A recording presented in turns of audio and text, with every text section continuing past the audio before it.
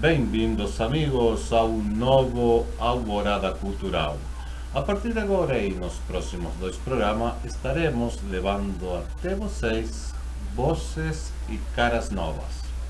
São os jovens escritores que participaram da Semana do Livro Nacional, evento que aconteceu em várias cidades do país.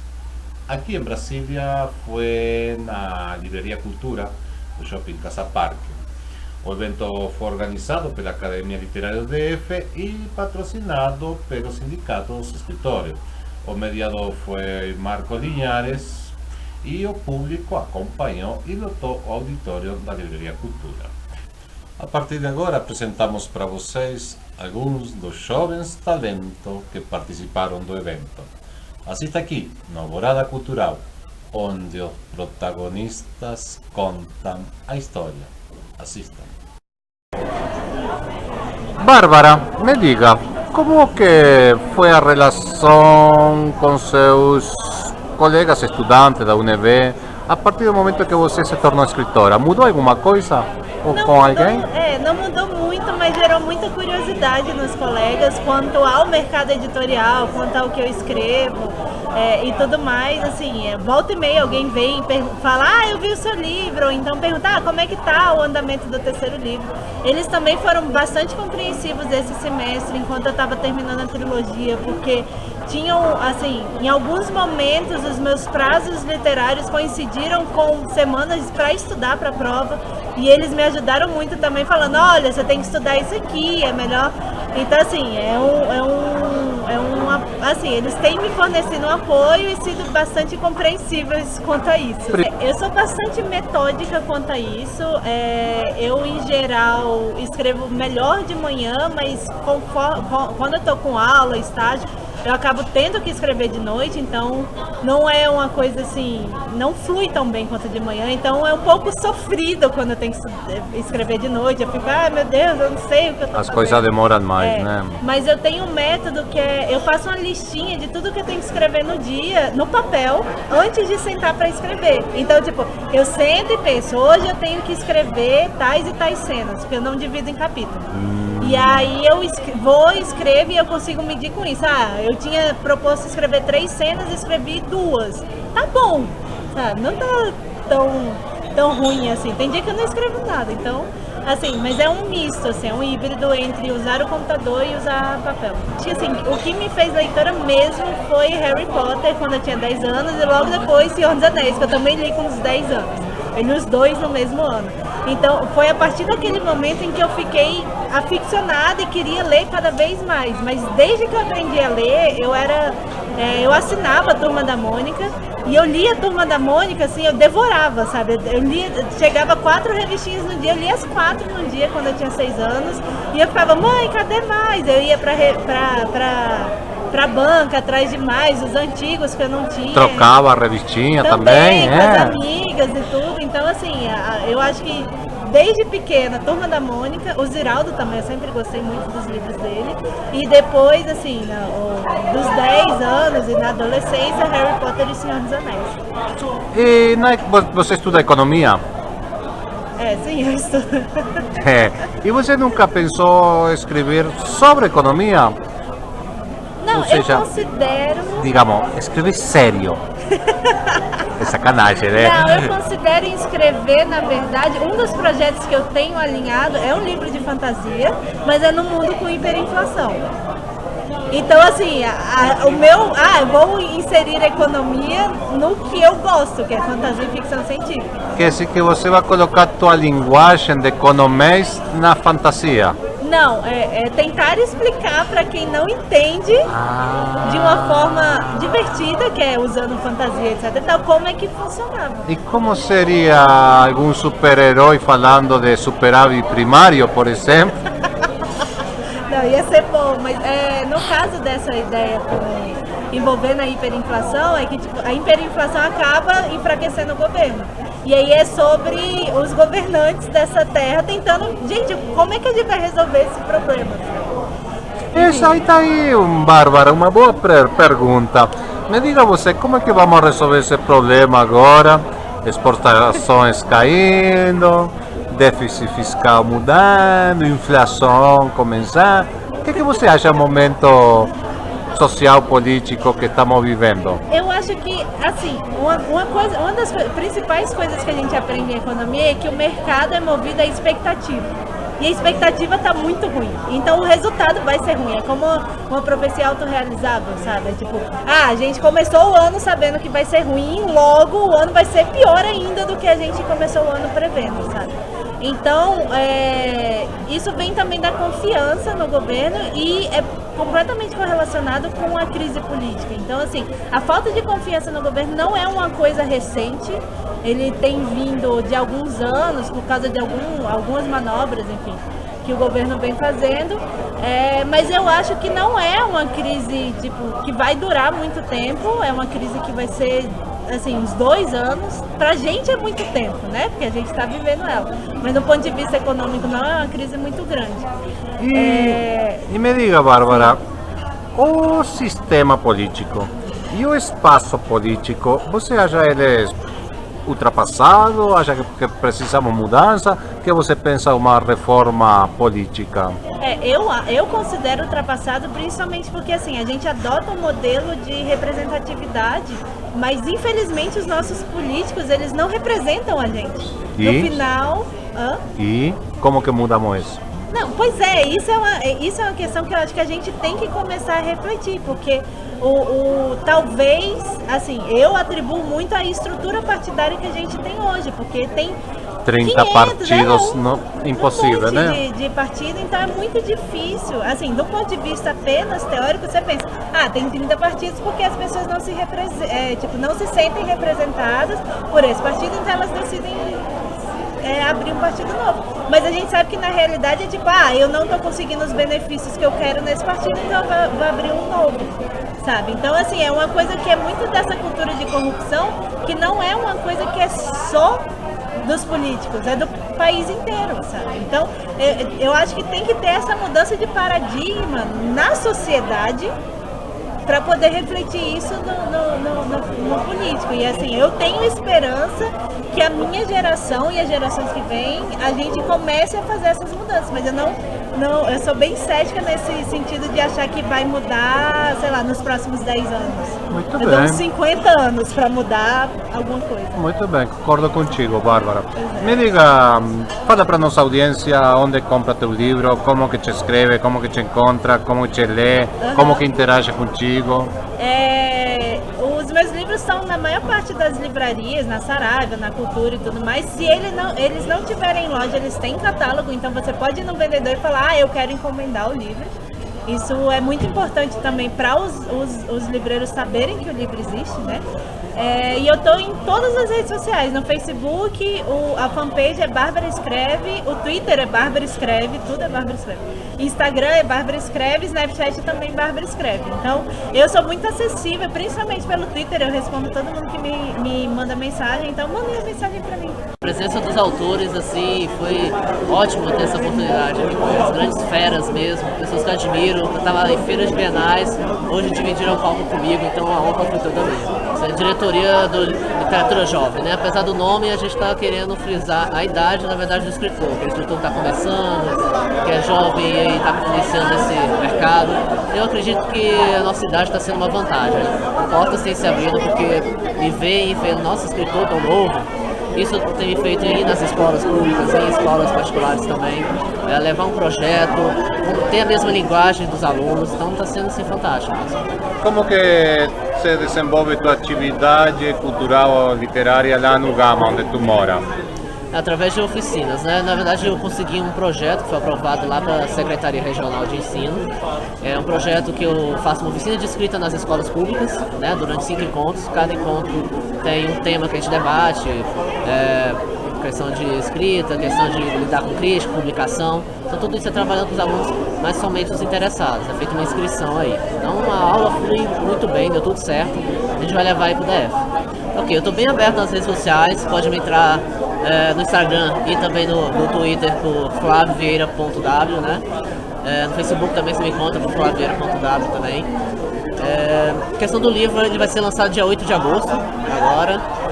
E depois disso, aqui a gente vai estar na Livraria Cultura, também vendendo online, mas até o lançamento aí a gente espera certeza.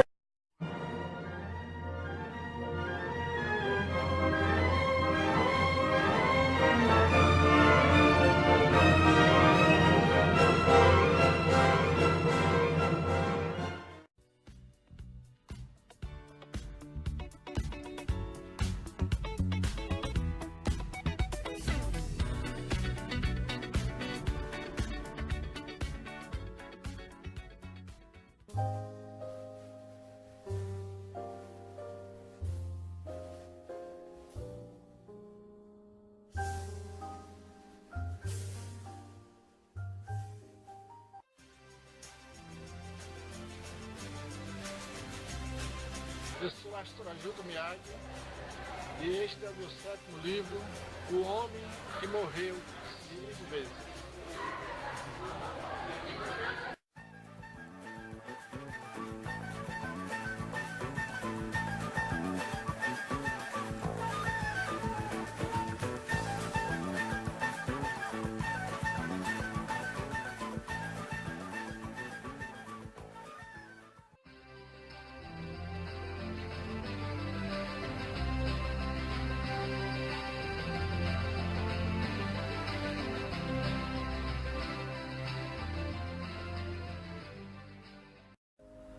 O Sindicato de Escritores começa uma nova administração, com uma nova diretoria.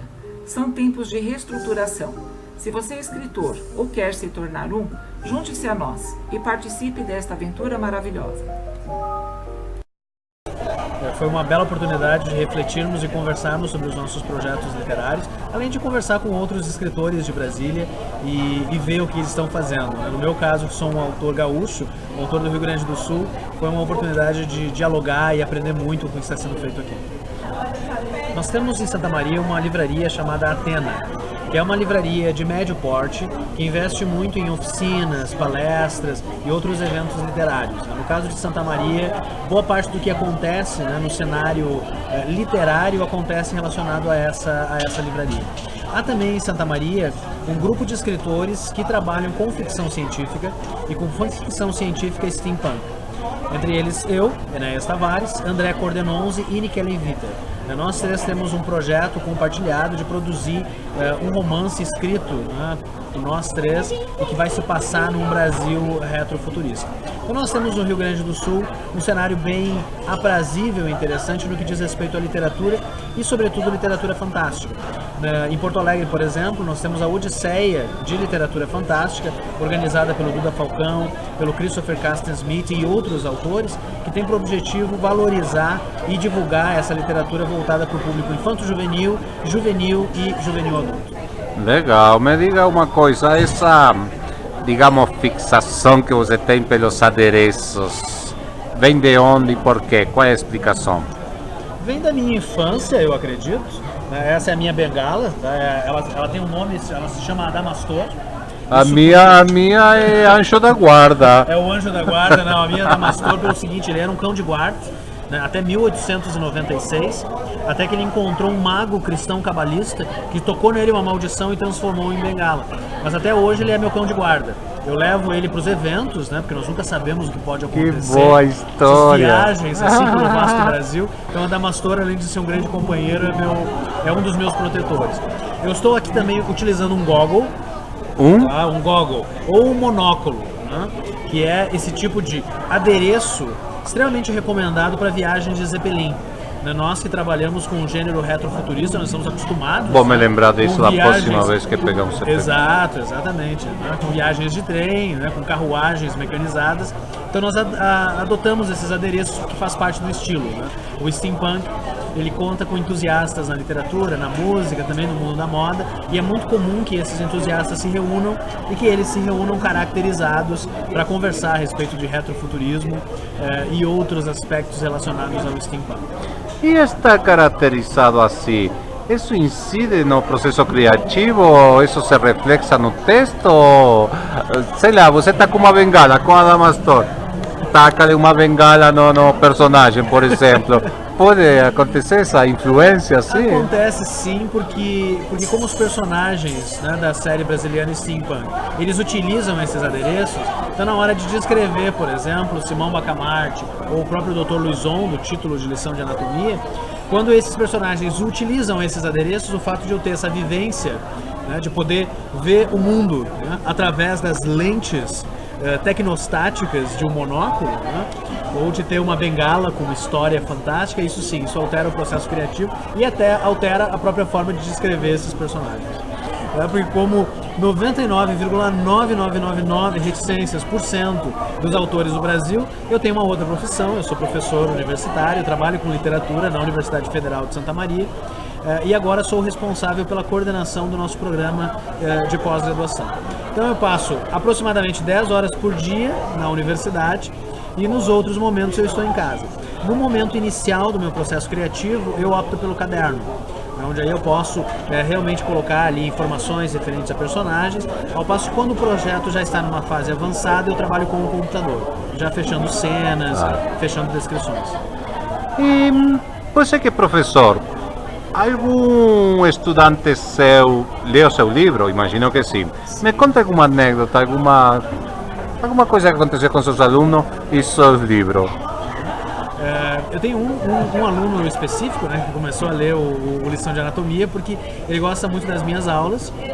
Eu não trabalho com literatura brasileira, eu trabalho com literatura greco-latina em tradução, com Homero, tragédia grega, alguns outros autores de literatura clássica, canônica.